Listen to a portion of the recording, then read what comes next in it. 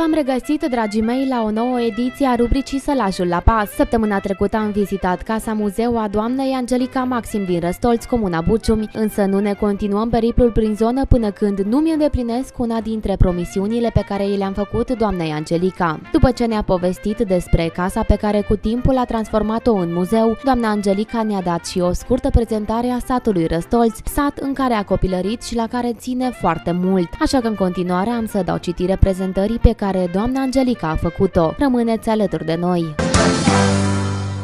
Răstolți, satul dintre dealuri. Satul Răstolți, sat al comunei Buciumi, județul Sălaj, este un sat frumos și mic. Format din 3 străzi principale, este așezat între dealuri, așa că din oricare parte ai intra în sat, intri printre dealuri. În partea de sud-est a satului, tot peste un deal, se găsește un mic cătun care aparține tot de satul nostru. Cătunul format din aproximativ 20 de case se numește Peț. Satul Răstolți are un istoric foarte bogat și interesant.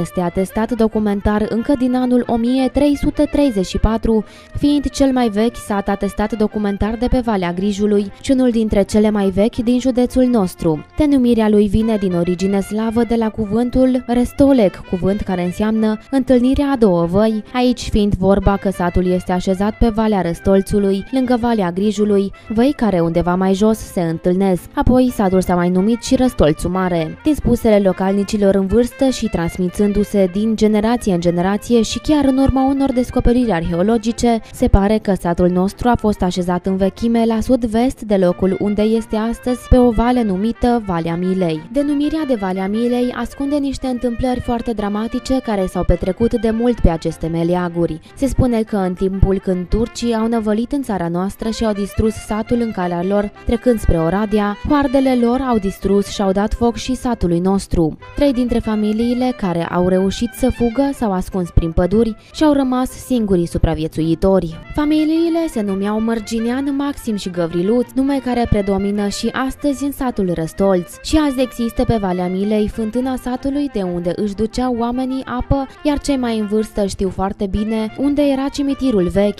Locul e numit astăzi Țintirim, precum și biserica veche, din sus de cimitir, sub o păduriță. Bătrânii din sat spun că și acum, dacă te duci pe Valea Milei, în noaptea de înviere, de Paști și pui ureche la pământ, se mai aud cum trag clopotele bisericii Ajale. Se spune că atunci când turcii au năvălit în sat, câțiva bărbați mai curajoși s-au urcat în turnul bisericii, au coborât clopetele, care erau clopote din argint, foarte frumoase și prețioase, și ca să nu le ia turcii cu ei, au hotărât să le arunce în fântâna satului, unde spun bătrânii că ți-ar afla și astăzi. Trebuie să precizez că în urma unor săpături arheologice făcute în câteva locuri ale hotarului din Răstolți, și anume la Calea Oilor, Valea Milei și locul numit Șugăreasa, s-au găsit și câteva unelte casnice din perioada neolitic, obiecte care se pot vedea la Muzeul Județean din Zalău. Unul dintre faptele cele mai importante petrecute în satul nostru este acela că aici, în Răstolți, s-a născut la jumătatea secolului al XVIII-lea, mai precis în anul 1847,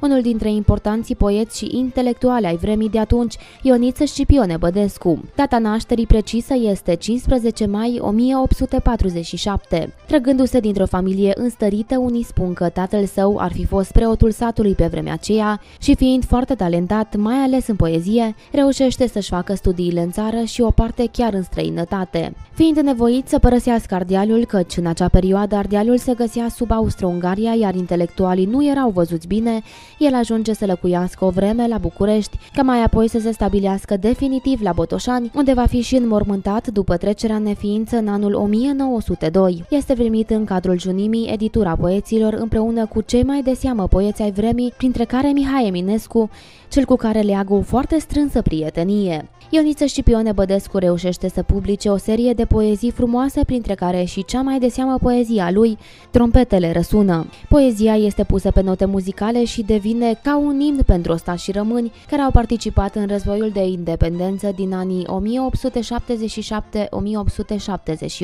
Redăm mai jos câteva versuri. Trompetele răsună prin munți și prin câmpii. Românii toți se adună cu sutele de mii. Un glas pe toți îi cheamă. E glasul neatârnării. Ei n-au de nimeni teamă. Trăiască oastea țării. Un gând pe toți îi poartă să-și vadă iar moșia. Unită, mare, mândră. Trăiască România.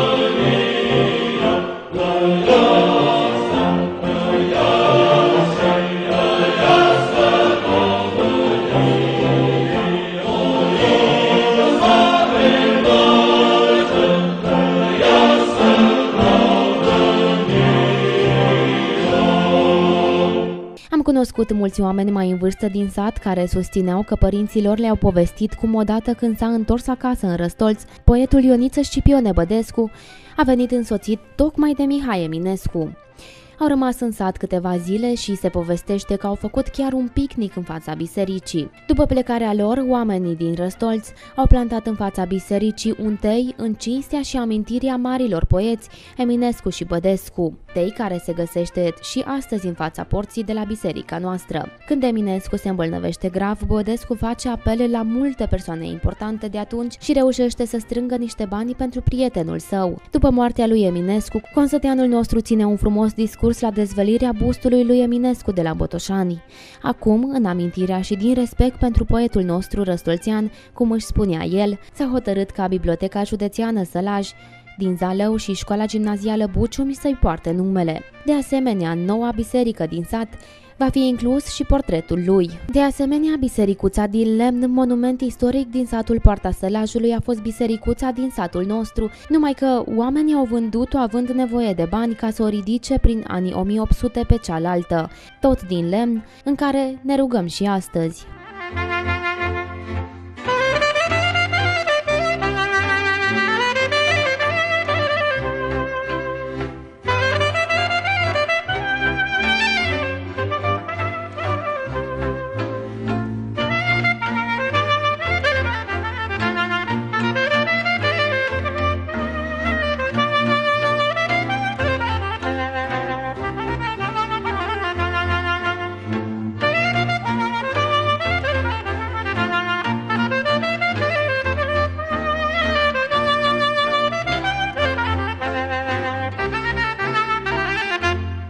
Domnule primar, suntem la cele două biserici din Răstolț, momentan pe prispa bisericii vechi și avem în spate construcția nouă, biserica nouă, la care am înțeles că se lucrează de câțiva ani. Aș vrea să vă rog să ne spuneți câteva cuvinte despre biserica veche, după care, dacă puteți să ne spuneți ce se știe despre biserica nouă, când va fi gata. Deci ne aflăm în satul Răstolț, așa cum spuneați dumneavoastră, în fața, pe prispa bisericii veche, care are o atestare din anul 1835-1839. Din păcate, spun din păcate, pentru faptul că domnul preot paroh care slujește în această biserică are o problemă medicală, n-a putut să fie dânsul prezent aici.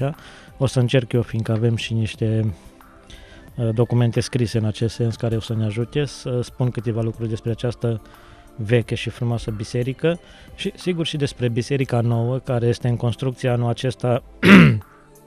Se pare că se va face sfințirea acestei impunătoare și frumoase biserici, deci din Răstolț.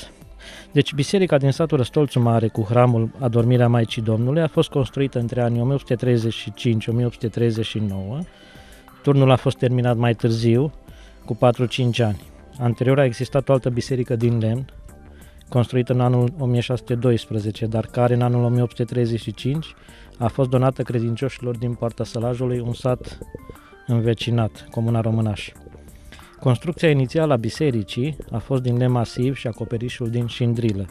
A fost ctitoria unui singur credincios, Găvrilus Toader, a lui Matei, care a suportat toate cheltuielile materiale, iar restul credincioșilor au contribuit numai cu munca fizică, practic, dar cu hrană zilnică dată tot de către titor. Biserica se pare că a suferit transformări între timp prin faptul că peste grinzile din lemn, din care a fost construită, s-a aplicat un strat de tencuială. Sigur, pentru a o proteja, așa, și acoperișul din șindrilă deteriorat de cursul vremii a fost renovat prin aplicarea unui acoperiș de tablă galvanizată care se poate vedea că este într-o stare bună. În afara icoanelor, care sunt luate în evidență ca obiecte de artă și înregistrate ca atare, biserica, după transformările suferite, nu a mai fost declarată ca monument istoric. În anul edificării bisericii din Răstolți, paroh a fost protopop Ioan Bădescu, tatăl poetului Ioniță Scipione Bădescu, care se pare că este mormântat chiar aici, lângă această biserică, prietenul luceafărului poeziei românești Mihai Eminescu, care se presupune că ar fi fost cu acesta chiar în Răstolți, aici în satul acesta, după o însemnare care era pe o carte veche din strană, carte care în prezent nu mai există, din păcate. Este de remarcat faptul că protopopul Ioan Bădescu a fost protopop al districtului Almaș între anii 1835-1851, deci comuna învecinată cu comuna Bucium, urmat de preot Ignațiu Suru, preot Ioan Simoc senior, Ioan Simoc junior și ulterior fiul acestuia Victor Simoc. Apoi preot Pantea Ioachim, preot Crecan Dorin, preot Gușet Sorin, preot Borbel Valentin și actualmente preot iconom Stavohor Blidaru Petre. În anul 1973 a fost introdus curentul electric și s-au executat unele lucrări de întreținere.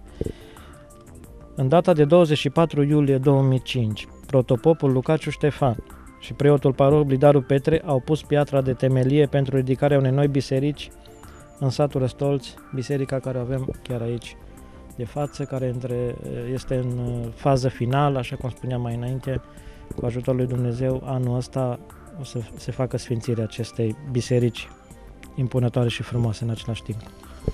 Am înțeles că aveți și o pictură foarte frumoasă înăuntru. Este o pictură de o valoare inestimabilă, sigur, cu grija celor de aici, a preotului paroh, a comunității locale de aici. S-a realizat această pictură, această lucrare interesantă și frumoasă și de valoare inestimabilă. Așteptăm vara atunci să o vedem finalizată. Așteptăm vara să fim prezenți aici cu toții la acest eveniment deosebit pentru cetățenii satului Răstol și pentru cetățenii comunei Bucium în același timp. Am aflat, dragii mei, legendele despre satul Răstolți pe care doamna Angelica Maxim le-a așezat frumos într-un text pe care apoi cu mândrie ni l-a înmânat. Am admirat și cele două lăcașuri de cult ale răstolțenilor, cel vechi și cel nou, însă cu toate că în zonă oamenii sunt mai mult decât primitori, timpul mult prea scurt nu ne-a permis să rămânem mai mult în Răstolți, așa că am luat-o spre Huta, unde auzisem că există o pensiune frumoasă.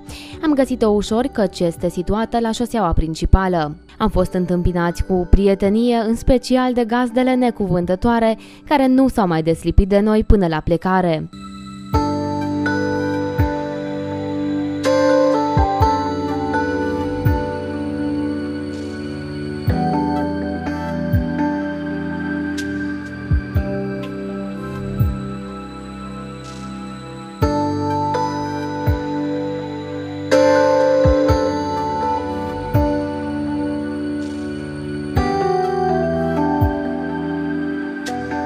Cu toate că are doar în jur de 10 locuri de cazare, pensiunea de la Huta vă stă la dispoziție atât pentru a petrece câteva zile în zonă, având în vedere că se află la o distanță mică de obiectivele turistice pe care le-am urmărit în edițiile precedente ale rubricii noastre. Puteți organiza aici diverse evenimente, fiind de altfel singurul loc din zonă care oferă aceste facilități. Are și o povestioară interesantă. Aproape în mijlocul pensiunii se află un trunchi de copac pe care proprietarii nu au vrut să-l taie, așa că au ales să-l recondiționeze puțin și să construiască în jurul lui. Tot cu elemente din lemn este decorat și restul pensiunii, pe care noi vă recomandăm prietenos dacă vreți să poposiți în zonă sau doar să vă opriți la o gustare, așa cum am făcut și noi.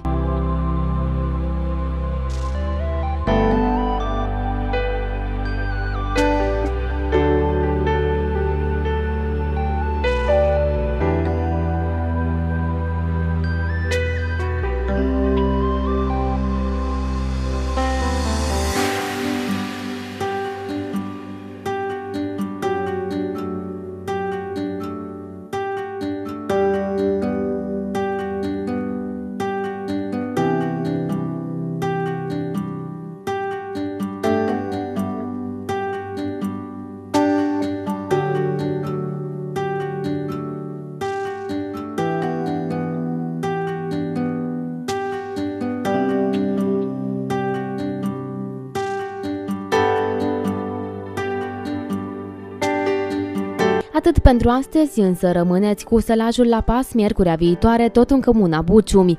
Ne ducem la pescăria bretonilor, un colț de poveste în inima sălbăticiei, un loc pe care nu avem voie să-l ratăm atunci când ajungem în zonă.